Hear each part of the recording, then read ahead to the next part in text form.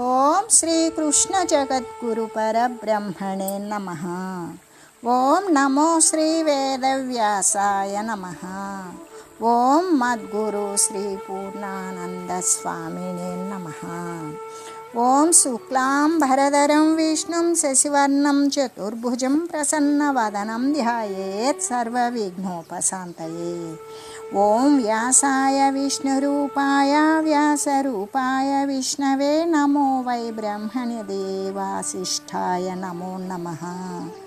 ఓం నారాయణం నమస్కృత్య నరం చైవ నరోత్తమం దేవీం సరస్వతీం వ్యాసం తతో జయముదీరయే. శ్రీ భగవద్గీత మోక్ష సన్యాస యోగము. అయితే సమస్త కర్మలు కూడా నెరవేరడం కోసం కర్మకాండ యొక్క ముగింపును తెలిపేటువంటి సాంఖ్యశాస్త్రమునందు చెప్పబడినటువంటి ఈ 5 రకాల కారణాలను కూడా నేను తెలియజేస్తాను విను. అంటే కర్మకాండం యొక్క అంతాన్ని బోధించే వేదాంత శాస్త్రము అని కదా అర్థము. వేదాంతమునందు ఆత్మస్వరూపమును నిర్ణయించేటప్పుడు అది ప్రకృతికి ఇతరమై అతీతమై ఉంటుంది అని, సమస్త కర్మలు కూడా ప్రకృతి చేతనే జరుగుతూ ఉంటాయి అని, ఆత్మ సాక్షిగా ఏ క్రియ లేకుండా నిష్క్రియంగా ఉంటుంది అని కదా తెలియజేయబడుతుంది. కాబట్టి సమస్త కర్మలు కూడా ముగిసిపోయేటువంటిది అంతమయ్యేటువంటి వేదాంత శాస్త్రమున అని కదా ఇక్కడ చెప్పబడింది. ఇంకా కూడా అంటే కర్మలన్నీ జ్ఞానమందే లయించిపోయి దాని అందే లీనమై అక్కడే ముగిసిపోతూ ఉన్నవి, పరిసమాప్తం అవుతూ ఉన్నవి. ఎలాగంటే చైతన్య ఆత్మస్థితి యందు, ఆ ప్రజ్ఞారూప ఆత్మస్థితి యందు శరీరాలు, ఇంద్రియాలు, మనస్సు, సంకల్పాలు అనేవి ఏవి ఉండవు కదా. కాబట్టే అక్కడ కర్మ అనేది కూడా నశించిపోతుంది. కర్మను దాటిపోయినటువంటి స్థితి అయితే అదే కదా. కాబట్టే ఇక్కడ జ్ఞానానికి, వేదాంత శాస్త్రానికి కర్మ యొక్క అంతము అంటే కృతాంతము అని కదా చెప్పబడింది అని చెబుతూ, ఈ కర్మ యొక్క ఆచరించే విషయంలో శరీరము కర్త, వివిధములైనటువంటి ఇంద్రియాలు, పలు విధాలుగా ఉండే వేరువేరుగా ఉండే క్రియలు, ఇంద్రియాల యొక్క వ్యాపారాలు, దైవము కూడా ఈ 5 కారణాలే అయ్యున్నవి. అంటే కరణాలు అన్నప్పుడు 12 ఇంద్రియాలు, కర్మేంద్రియాలు, జ్ఞానేంద్రియాలు, మనసు, బుద్ధి. కర్మేంద్రియాలు ఇది వాక్కు, పాణి, పాద, గుహ్య, పాయువులు. జ్ఞానేంద్రియాలు అన్నప్పుడు శ్రోత్రము, త్వక్కు, చక్షువు, జిహ్వ, జ్ఞానము. ఈ 10 ఇంద్రియాలు. అంతరేంద్రియాల్లో మనసు, బుద్ధి. వీటి యొక్క చేష్టలు, ఈ 12 ఇంద్రియాల యొక్క చేష్టలు, వాని వ్యాపారాలు. ఇక్కడ దైవము అంటే ఆయా ఇంద్రియాల అధిష్టాన దేవతలు అని కానీ, లేకపోతే పూర్వజన్మ సంస్కారాలలో మనం చేసుకున్నటువంటి దృష్టము కానీ, అదృష్ట రూపంలో కంటికి గోచరము కానీ, మనసుకు తట్టనటువంటి మనం అనుసరించి వచ్చిన పాప ఫలితం కానీ, పుణ్య ఫలితం కానీ అని చెప్పవచ్చు. ఏ కర్మ అయినా సరే జరగాలి అంటే దానికి ఈ 5 రకాలైనటువంటి శరీరము, కర్త, వివిధ రకాలైన ఇంద్రియాలు, ఇంద్రియాల యొక్క వ్యాపారాలు, దైవము కూడా కర్త అయి ఉన్నది అని చెప్పి, ఇంకా కూడా మనుజుడు శరీరము, వాక్కు, మనసు అనే ఈ 3 చేత కూడా త్రికరణ శుద్ధి అని చెప్పవచ్చు. ఈ 3 చేత న్యాయమైనటువంటి కానీ, అన్యాయమైనటువంటి కానీ, శాస్త్రీయమైనటువంటిది కానీ, అశాస్త్రీయమైనటువంటి ఏ కర్మనైతే ప్రారంభిస్తూ ఉన్నాడో దానికి 5 కూడా కారణాలే అయి ఉన్నవి కదా. కర్మ విషయమే ఇలా ఉండగా మరి ఎవడైతే సంస్కరించబడకుండా ఉండేటువంటి మలిన బుద్ధి కలిగిన వాడై ఉంటాడో వాడు ఉపాధియే లేనటువంటి ఆత్మను కర్తగా తలుస్తూ ఉంటాడు. అలా తలుస్తూ ఉన్నటువంటి వాడు పరమ అవివేకి, వివేకం లేనివాడు. అటువంటి అవివేకి కర్మము యొక్క కానీ, ఆత్మ యొక్క కానీ వాస్తవమైనటువంటి స్వరూపాన్ని తెలియగలుగుతాడా అంటే ఎప్పటికీ ఎరుగలేడు. కర్మయందు ఆత్మ అనేటువంటిది కర్తృత్వం వహిస్తుందా? లేదు కదా. పైన తెలిపినటువంటి ఈ 5 మాత్రమే కర్తలు. అయితే ఆత్మసాక్షి కేవలుడు, ఉపాధిరహితుడైన నిరుపాధికుడు, సంఘము లేనివాడు సంఘరహితుడు అయినప్పటికీ కూడా కర్తృత్వాన్ని ఆత్మయందు ఆరోపించేటువంటి వాడు నిజంగా కూడా వివేకము లేనటువంటి తెలివిహీనుడే అవుతాడు. అతడు పరమార్థతత్వాన్ని ఏమాత్రమూ కూడా తెలియనటువంటి వాడు. అసలు శ్రవణము మొదలైనటువంటి సంస్కారాలే లేనటువంటి వాడు, అసలు సంస్కారము లేని మలిన బుద్ధి కలిగిన వాడు, ఇంకా చెప్పాలి అంటే దుర్మతి అని చెప్పవచ్చు.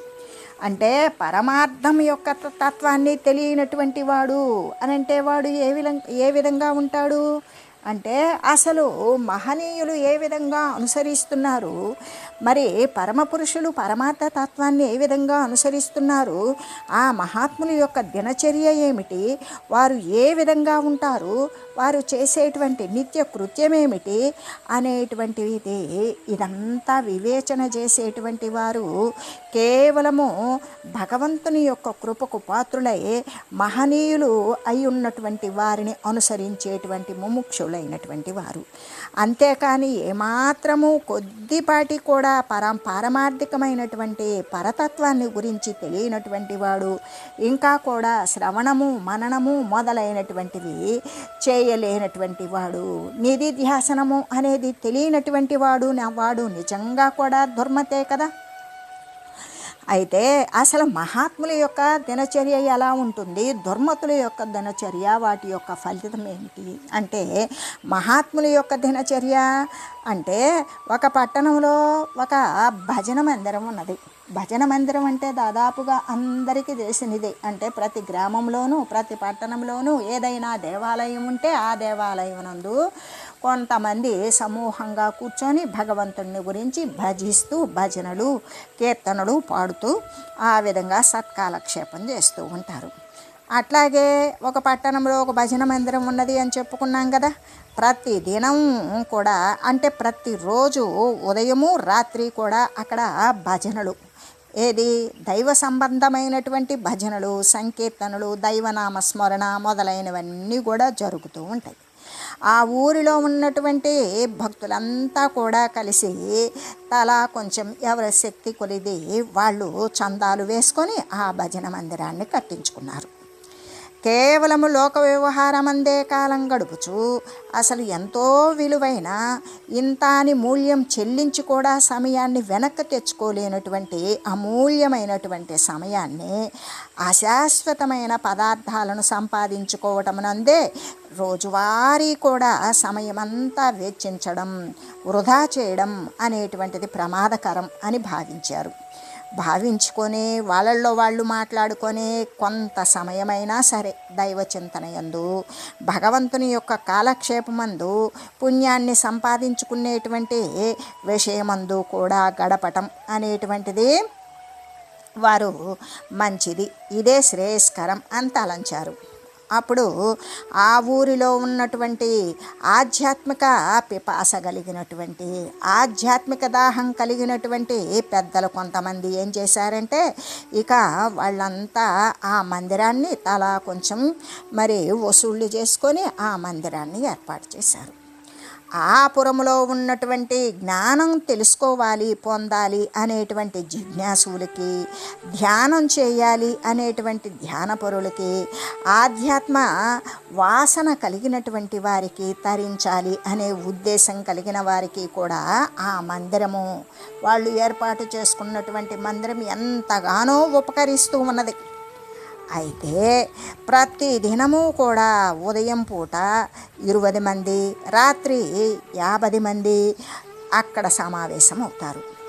అది ప్రతి వారు కూడా ఒకే సమయమని నియమపూర్వకంగా ఏర్పాటు చేసుకొని జపాలు, ధ్యానాలు, పారాయణలు, సంకీర్తనలు ఒకరికొకరు ఏమాత్రం ఆటంకపరుచుకోకుండా నియమానుసారంగా ఈ యొక్క జప, ధ్యాన, పారాయణ, సంకీర్తనాదులన్నీ చేసుకుంటూ ఉన్నారు. ప్రతి ఆదివారం సాయంత్రం కూడా వారు ఒక నిర్ణయం చేసుకున్నారు. 6 గంటలకు ఆధ్యాత్మికోపన్యాసం 1 గంట అక్కడ జరుగుతూ ఉంటుంది. ఆధ్యాత్మిక సంబంధమైనటువంటి ఉపన్యాసం ప్రతి ఆదివారం సాయంత్రం 6 గంటలకి. అనుభవజ్ఞులైనటువంటి కొంతమంది వక్తలు ఉంటారు. చక్కగా వారి యొక్క అంటే వారు అనుసరించేటువంటి సాధనానుసారం వారు పొందినటువంటి అనుభూతి ప్రకారం వారు ఇంకా ఆసక్తి కలిగినటువంటి వారికి జ్ఞాన సంబంధమైన విషయాలను గురించి మాట్లాడుకునేటువంటి వారిని ఇంకా చక్కగా జ్ఞానాన్ని బోధించే వారిని కూడా వారంతా ఆహ్వానించి వారి చేత రసవత్తరమైనటువంటి ఆధ్యాత్మిక ఉపన్యాసాలను కూడా చెప్పిస్తూ ఉండేవారు ప్రతి ఆదివారం సాయంత్రం 6 గంటలకు. ఆదివారం నాడు ఆఫీసులకు వెళ్ళరు, మరి ఇంకా సరుకుల కోసం అంగళ్ళకి దుకాణాలకి వెళ్ళరు. పాఠశాలలకు కూడా సెలవు దినమే కాబట్టి ఆ ఆదివారం రోజు ప్రతి ఆదివారం రోజు కూడా ఉపన్యాసం వినడం కోసం తండోపతండాలుగా జనులు వచ్చేవారు. భజన మందిరం అంతా సాయంత్రం పూట ఆదివారం సాయంత్రం పూట జనుల చేత క్రిక్కిరిసిపోయి ఉంటుంది. ఒక ఆదివారం నాడైతే ఒక మహనీయుడు ఉపన్యాసం చెప్తూ ఉన్నారు. భజన మందిరం అంతా ఇసుక వేసినా రాలకుండునట్లుగా జనుల చేత నిండిపోయింది. ఇక వినేవాళ్ళు అంటే శ్రోతలందరూ చెవులు అప్పగించి ఏకాగ్రంగా ఆ మహనీయుడు చెప్పేటువంటి ఉపన్యాసాన్ని ఏకాగ్రతగా వింటూ ఉన్నారు. ఆనాటి ఉపన్యాస విషయంలో మహాత్ముల యొక్క దినచర్యను గురించి, మహనీయులు ఏ ప్రకారంగా తమ యొక్క సమయాన్ని గడుపుతూ ఉంటారో ఆ చెప్పేటువంటి వక్త, ఆ ఉపన్యాసకుడు వినేటువంటి శ్రోతలకు చక్కగా వివరంగా విశదీకరిస్తున్నాడు. ఏమని? ఓ భక్తులారా, ప్రాతర్జ్యూత ప్రసంగేన మధ్యాహ్నే స్త్రీ ప్రసంగతః రాత్రౌ చోర ప్రసంగేన కాలో గచ్చతి ధీమతాం. మహాత్ములైనటువంటి వారు వారి యొక్క విలువైన సమయాన్ని ఎలా గడుపుతారంటే ప్రొద్దున్నే జోద సంబంధమైనటువంటి దాని యందు గడుపుతారు, మధ్యాహ్నం స్త్రీ సంబంధమైనటువంటి దాని యందు సమయాన్ని గడుపుతారు, రాత్రి చోర సంబంధమైనటువంటి దాని యందు కాలం గడుపుతారు అని చెప్పారు. అలా చెప్పగానే ఆ సభలో ఉన్నటువంటి వారంతా కూడా కొంతమంది సుఖాలను అనుసరించేవారు, సుఖాలను కోరుకునేవారు, పరాయణులు కూడా ఉంటారు కదా కొందరు. వారైతే ఆయన చెప్పినటువంటి ఆ మాటను విని పరమానందపడిపోయారు. కానీ వెంటనే మళ్ళీ ఆ ఉపన్యాసకుడు తను చెప్పినటువంటి తన మాటలకి ఈ ప్రకారమైనటువంటి అర్థాన్ని కూడా చెప్పసాగాడు. ఓ జనులారా, నేను చెప్పినటువంటి మాటలోకి సరి అయినటువంటి అర్థాన్ని నేను ఇప్పుడు తెలియజేస్తాను, తెలుసుకోండి. అంటే జోద ప్రసంగము అనేటువంటిది మనకి ఎక్కడ వస్తుంది అంటే మహాభారతంలో వస్తుంది. కాబట్టి మహనీయులందరూ కూడా ఏం చేస్తారు అంటే ఉదయకాలంలో మహాభారతం శ్రద్ధగా చదువుతారు అని కదా అర్థము. అందుకని ప్రతి ఒక్కరం కూడా సమయాన్ని వృధా చేయనక్కరలేదు. ఆఫీసులకు వెళ్ళలేని వాళ్ళు ఇంట్లోనే విశ్రాంతి తీసుకునేటువంటి వారు, ఆధ్యాత్మిక అనుభూతి కావాలి అని కోరుకునేటువంటి వారు, జ్ఞాన జిజ్ఞాస కలిగినటువంటి వారు ఉదయం పూట మహాభారతాన్ని ఒకంతసేపు చదువుకోవాలి అని చెప్పారు. మరి మధ్యాహ్నం స్త్రీ ప్రసంగము అని కదా చెప్పాను. అంటే స్త్రీ ప్రసంగము అంటే ఇక్కడ రామాయణంలోని సుందరకాండ అని మనం అర్థం చేసుకోవచ్చు. ఎందుకు? సుందరకాండలో రావణాసురుడు సీతమ్మను తీసుకొని వెళ్ళి అశోక వృక్షం క్రింద పెట్టినప్పుడు ఆమె పడినటువంటి బాధ, ఆమె ఎల్లవేళలా కూడా దైవస్మరణ, తన పతి మననము చేసుకునేటువంటి, అంతేకాదు ఆ సుందరకాండలో హనుమద్వీరుడు ఏ విధంగా ఆ సీతమ్మను చూడడం కోసం పరితపిస్తూ రాక్షసులను అందరినీ కూడా ఏ విధంగా మట్టు పెట్టాడు అనే విషయాన్ని కూడా, ధైర్యానికి మరి కూడా భక్తి ప్రపత్తులకి కూడా అది ముఖ్యమైనటువంటి విషయం. కాబట్టి మధ్యాహ్నం పూట స్త్రీ ప్రసంగము అంటే సుందరకాండ అనేటువంటిది వస్తుంది. కాబట్టి మహాత్ములు మధ్యాహ్న సమయంలో రామాయణం చదువుతూ ఉంటారు అనే అర్థాన్ని నేను చెప్తూ ఉన్నాను. ఇక మూడవది ఏమని చెప్పాను నేను? రాత్రి సమయంలో చోర ప్రసంగము అంటే దొంగల గురించి నేను చెప్పాను, అంటే దొంగతనం గురించి ప్రసంగించాను. అయితే ఇక్కడ దొంగతనము అంటే నవనీత చోరుడగు అంటే వెన్న దొంగ అయినటువంటి బాలకృష్ణునికి సంబంధించినటువంటి ఉదంతం కదా. అది ఆ బాలకృష్ణుని యొక్క ఉదంతము, ఆ వెన్న దొంగ అయినటువంటి అంటే మానసిక చోరుడు, ఎవరి భక్తి హృదయం అయితే ఉన్నదో ఆ భక్తి హృదయాన్ని కొల్లగొట్టినటువంటి మానసికమైన నవనీతాన్ని మరి దొంగిలించిన హరించినటువంటి బాలకృష్ణునికి సంబంధించినటువంటి ఉదంతం. కాబట్టి ప్రతి ఒక్కరూ కూడా అది ఆ ఉదంతమంతా భాగవతంలో విశదీకరింపబడింది. కాబట్టి మహాత్ములు ఏం చేయాలి, రాత్రి వేళ యందు చక్కగా భాగవతాన్ని చదువుకుంటారు. మనము కూడా, మీరు కూడా ఆ విధంగా చేయండి అనేటువంటి అర్థాన్ని గురించే చెబుతూ ఈ ప్రకారంగా మహనీయులు ఉదయం పూట భారతము, మధ్యాహ్నము రామాయణము, రాత్రి సమయం భాగవతము పఠించుకొని అప్పుడు చక్కగా విశ్రాంతికి కనుక ప్రయత్నిస్తే చక్కని మనశ్శాంతితో కూడినటువంటి విశ్రాంతి దొరికి మళ్ళీ లేవగానే వారు భక్తిభావంతో మేల్కొంటారు అనే యొక్క ఈ విధంగా ఈ మూడు కూడా ప్రతిరోజు ఇలా పఠిస్తూ ఉంటారు అని నా వాక్యాల యొక్క అర్థము అనే ఆ ఉపన్యాసకుడు తన మాటల యందలి నిగూఢమైనటువంటి అర్థాన్ని వివరించి చెప్పగానే మోక్షము చెందాలి అనుకునేటువంటి వారంతా, సాధకులంతా కూడా పరమానందాన్ని పొందారు. అంటే మహాత్ములు ఒక్క నిమిషమైనా సరే వ్యర్థంగా సమయాన్ని గడపరు కదా. ఎల్లవేళలా నిరంతరము దైవ చింతన యందే వారి కాలం గడుస్తూ ఉంటుంది. అందుకే మనకి భగవద్గీతలో మనకి ఏమని చెప్పారు, గీతాచార్యులు అంటే సతతం కీర్తయంతో మాం అని కదా చెప్పింది. ఎల్లప్పుడూ కూడా ఆ భగవంతుణ్ణి కీర్తించాలి, భగవంతుణ్ణి స్మరించాలి అనే పరమాత్మ తెలియజేసిన విధంగానే ఏదో ఒక దైవ కాలక్షేపం అందే వారి యొక్క కాలం అనేటువంటిది గడుస్తూ ఉంటుంది. అంటే ఇక్కడ మోక్షము చెందాలి అనుకునేటువంటి వారంతా కూడా మహనీయుల యొక్క, మహాత్ముల యొక్క దినచర్య ఏ విధంగా ఉన్నది అంటే ఒక్క నిమిషము సమయం కూడా వృధా కానివ్వడం లేదు.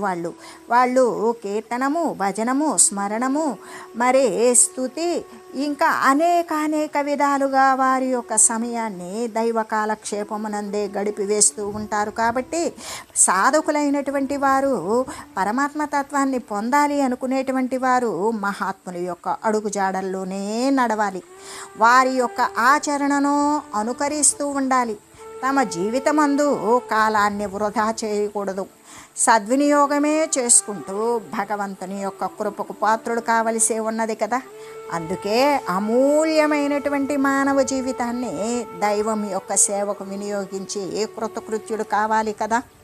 అయితే వీడు సన్మతి, వాడు సాధు మహనీయుడు. అదే దుర్మతి అయితే అతడు పరమార్థ తత్వాన్ని ఏమాత్రమూ తెలియనటువంటి వాడు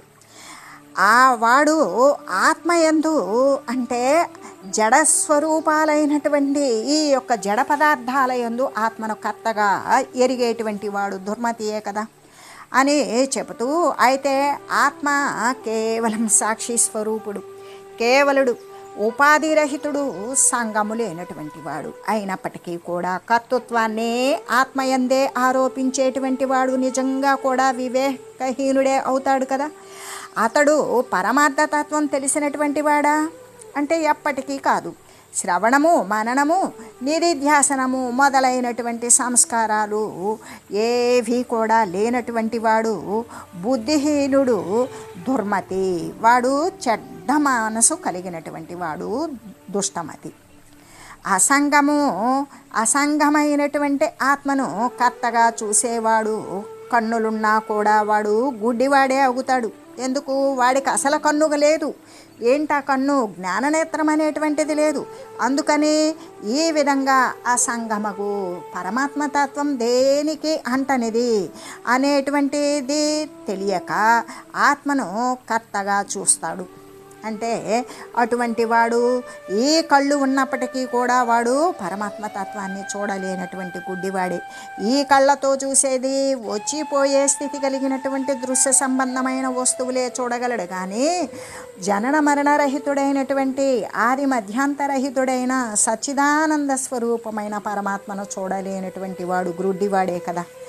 ఎలాగంటే వాడు సత్యాన్ని చూడటం లేదు అసలు. ఆత్మకు కర్తృత్వాన్ని ఆరోపించడం అనేటువంటిది వాస్తవానికి అజ్ఞానమే కదా అవుతూ ఉన్నది. ఈ చర్మనేత్రానికి కనబడేటువంటిది కాదు ఆత్మస్వరూపం. కేవలం శుద్ధమైనటువంటి మనసు, శుద్ధపడినటువంటి చిత్తానికి మాత్రమే కనబడేటువంటిది కదా ఆత్మస్వరూపం. అది కన్నులకు వస్తు రూపంలో కనబడుతుందా? కాదు, అనుభవ రూపంలో సిద్ధిస్తుంది. అందుకే వాడు ఈ భౌతిక సంబంధమైన చూపు కలిగిన వాడు, అంతర్గతమైనటువంటి వివేకం లేనటువంటి వాడు సత్యాన్ని ఎప్పటికీ చూడలేడు. సత్యము అంటే పరమాత్మ వస్తువే కదా సత్యము. ఆత్మకు కర్తృత్వాన్ని అన్నిటికీ దేవుడే చేస్తున్నాడు, అట్లా ఉన్నాడు, ఇట్లా చేస్తున్నాడు, నన్ను ఇట్లా ఇబ్బంది పెడుతున్నాడు, ఆ దేవుడు చూస్తున్నాడు అనే కర్తృత్వాన్ని తీసుకొచ్చి ఆరోపించడం అనేటువంటిది అజ్ఞానమే అవుతుంది. వాడు చేసేది చూసేది కూడా వాని యొక్క మానసికపరమైన చిత్తపరమైనటువంటి వాడికి ఉన్న కర్మవాసన సంబంధమైనటువంటి ఫలితాన్ని అనుభవిస్తూ దానిని దైవానికి ఆపాదించేటువంటి వాడు, కర్తృత్వాన్ని ఆపాదించేవాడు వాడు నిజంగా కూడా బుద్ధిహీనుడే కదా. కాబట్టి అటువంటి వారు అజ్ఞానం చూపగలిగినటువంటి వారు నిజంగా కూడా పరమాత్మతత్వమైన సత్య వస్తువును చూడలేనటువంటి వారు గ్రుడ్డివారు అనే కదా చెప్పబడుతూ ఉన్నది. దీనికి కారణం ఏమిటి అంటే వారి బుద్ధికి సరి అయినటువంటి సంస్కారము లేకపోవడమే. వాడికి ఉన్నటువంటి సంస్కారము ప్రకృతి జన్యమైనటువంటి త్రిగుణాలకు లోబడిన ఈ యొక్క ప్రాపంచిక నిర్మితమైన వస్తు పదార్థాల పట్ల మాత్రమే వాని చూపు ఉన్నది. కానీ ఏ విధంగా అంటే ఎంత పాండిత్యం ఉన్నప్పటికీ కూడా జీవికను కొనసాగించుకోవడం కోసం ఈ శరీరాన్ని పోషించుకునే నిమిత్తం అనేక విద్యలు నేర్వవచ్చు, ఎన్నో పాండిత్యాలు నెలకొల్పవచ్చు, ఇంకా కొన్ని పదవులు, ధన సంపాదన, లౌకిక విద్యలు ఎన్ని రకాలు కలిగి ఉన్నప్పటికీ కూడా వానికి సత్యాన్ని దర్శించగలిగినటువంటి దృష్టి లేకపోతే అది ఆ దృష్టి దేని ద్వారా వస్తుంది? ఆత్మజ్ఞానం ద్వారానే కదా వస్తుంది. అటువంటి ఆత్మజ్ఞానం కనుక లేకపోతే అటువంటి వారు అంధప్రాయులే అవుతారు కదా, అంటే గ్రుడ్డివారే అవుతారు కదా. ఎలాగంటే వారు జ్ఞాననేత్రము లేని వారై ఉన్నారు, జ్ఞాననేత్ర విహీనులై ఉన్నారు. వారు ఎంత గొప్పవారు అయి ఉన్నప్పటికీ కూడా చీకటిలో ఉన్న వారి చందమనే ఉంటుంది కదా. ఎలాగంటే ఇప్పుడు చీకటిలో ఉన్నాం, మనకు చూపు బాగానే ఉంది. ఎంత చూపు బాగున్నా కూడా చీకటిలో ఉంటే కటికి చీకటి, దీపాలు లేవు. ఇప్పుడు విద్యుత్ దీపాలు వచ్చినాయి, అంతకుముందు చమురు దీపాలు అవి లేవు, విద్యుత్ దీపాలు లేవు, చీకటిగా ఉంది. మనం కన్ను పొడుచుకున్నా కానరాని చీకటి. మనం ఏం చేయాలి అప్పుడు అంటే ఏ దీపం వెలుతురో తీసుకోవాలి. అట్లాగే ఎంత గొప్పవారైనా, ఎన్ని విద్యలున్నా, ఎంత లౌకికమైన తెలివితేటలు, ఎన్ని ధన సంపాదనలున్నా కటికి చీకటిలో వెళ్ళి తనకు ఉన్నటువంటి కళ్ళతో తను అనుకున్నటువంటి వస్తువుని నేరుగా వెళ్ళి పట్టుకురాగలుగుతాడా? లేదు. అంటే వస్తువు పైన ప్రకాశం ఉండాలి. ఆ వస్తువు మాత్రమే ప్రకాశం ఉండి తన కంటిలో ప్రకాశం లేకపోయినా ఆ వస్తువును తీసుకురాలేడు. తన కంటిలో కేవలం ప్రకాశం ఉండి చుట్టూ కనుక ప్రకాశం లేకపోతే అప్పుడు పట్టుకోలేడు. ప్రకాశం ఎక్కడుండాలి? తన నేత్రమునందు ఉండాలి, వస్తువు పైన ప్రకాశించాలి. ఇప్పుడు మనం సూర్యుని వెలుగులో, రాత్రి విద్యుత్ దీపాల వెలుగులో మన కంట్లో ఉన్నటువంటి చూడగలిగినటువంటి సామర్థ్యం ద్వారా మనం ప్రతి వస్తువును కూడా పట్టుకొని వస్తున్నాం. అదే మనకు మనం పరిశీలన చేసుకొని కన్నులు మూసుకొని పోయి ఆ వస్తువుని చీకట్లో పోయి తెచ్చుకోగలమా? కళ్ళు తెరుచుకొని కూడా పోయి ఆ చీకట్లో వస్తువును ఏది ఎక్కడ పెట్టాము అనే గుర్తుతో కాదు, ఏదైనా కొత్త వస్తువుని ఎక్కడ పెట్టాము అనేటువంటి ఆ వస్తువును పట్టుకొచ్చుకోవాలి అంటే చీకటిలో ఉండి పట్టుకొచ్చుకోగలమా? కళ్ళు తెరుచుకొని ఉన్నా పట్టుకొచ్చుకోలేము. లేదు, ఆ చీకటి కాదు, వెలుతురుగా ఉన్నా తన కంటిలో దోషమున్నా ఆ వస్తువును పట్టుకొచ్చుకోలేము. అలాగే ఇక్కడ జ్ఞాననేత్ర విహీనులై ఉన్నటువంటి వారు ఎలాగంటే వారు ఎంత గొప్పవారే అయినప్పటికీ కూడా చీకటిలో ఉన్న వారిలాగానే ఉంటుంది కదా. చీకటిలో కటిక చీకటిలో ఉన్నప్పుడు వానికి ఏ వస్తువు కూడా గోచరపడదు, అసలు దారి గోచరపడదు. తాను ఎటు అడుగు వేయాలో తెలియదు. తను ఉన్నటువంటి ప్రదేశం అయితే ఒకంత పర్వాలేదు, కానీ కొంచెం బయటకు వెళితే ఎటువైపు అడుగు వేస్తున్నాడు, ఏం చేస్తున్నాడు అనే విషయం తెలుస్తుందా? తన కంట్లో అయితే చూపు ఉన్నది, కానీ చుట్టూ ఉన్న పరిసరాలలో ప్రకాశం లేకపోవడం, కాంతి వెలుతురు లేకపోవడం తనకి ఇబ్బంది. లేదు, చుట్టూ వెలుతురుంది, తన కంటిలో ప్రకాశక శక్తి లేదు, గ్రుడ్డివాడు వేయగలడా? లేడు. అట్లాగే ఇక్కడ ఎంత గొప్పవారై ఉన్నప్పటికీ కూడా వారు ఆత్మజ్ఞానము అనేటువంటిది లేకపోతే సత్యదృష్టి రాదు. సత్యదృష్టి లేదు అంటే ఆత్మజ్ఞానం లేకపోవడం వల్లనే సత్యాన్ని చూడలేకపోతూ ఉన్నారు. అటువంటి వారు గుడ్డివారే కదా. ఎలాగంటే వారికి జ్ఞాననేత్రము అనేటువంటిది లేదు. వారెంత గొప్పవారై ఉన్నప్పటికీ కూడా చీకటిలో ఉన్నవారిలాగానే వాస్తవాన్ని గ్రహించజాలకుండా ఉంటారు. కాబట్టి ఎంతటి ప్రాపంచక సంబంధమైనటువంటి వివేకం ఉన్నప్పటికీ కూడా, ఎన్ని భాషలు మాట్లాడినప్పటికీ కూడా, ఎన్ని ప్రదేశాలు తిరిగినప్పటికీ కూడా, ఎంత బలవంతులైనా ధనవంతులైనా మరి మాటకారులైనా ఎన్నో పదవులను చేపట్టిన వారైనా సరే ఎటువంటి ప్రాపంచక సంబంధమైనటువంటి తెలివి, వివేకము, ధనము, బలము, బంధువర్గము, గొప్ప కులము ఇవి ఎన్ని ఉన్నప్పటికీ కూడా ఆత్మజ్ఞానం లేకపోతే వారు దుర్మతులే కదా. వారు దుష్టమైనటువంటి మతి కలిగినటువంటి వారు కాబట్టే వారికి ఆత్మజ్ఞానం లేదు. అందులే కాబట్టి అటువంటి వారు పారమార్థికమైన పరమతత్వాన్ని చూడాలి అంటే వారికి కనపడదు. వారు దాని యందైతే వారు గుడ్డివారే. కాబట్టి ప్రపంచ దృష్టిలో కీర్తి ప్రతిష్టలు సంపాదించుకున్నప్పటికీ కూడా పరమార్థ దృష్టిలో అయితే వారు లెక్కకు రాని వారే. కాబట్టి జనులు ఏం చేయాలి? ఆత్మతత్వాన్ని ఎరగాలి. అటువంటి ఆత్మతత్వాన్ని తెలుసుకొని మానవులకే కాకుండా భగవంతునికి కూడా ఇష్టమైన వారలుగా ఉండాలి అని తెలియజేస్తూ, ఓం మంగళం పావన గీతామాత, జయ మంగళం భక్తజనావని బంధ విమోచని, భవభయహారిణి భవ్యదాయిని మంగళం. ఓం మంగళం శ్రీ కురుక్షేత్ర రణక్షోణీ విహారిణే, పార్థసారథి రూపాయ గీతాచార్యాయ మంగళం. ఓం మంగళం.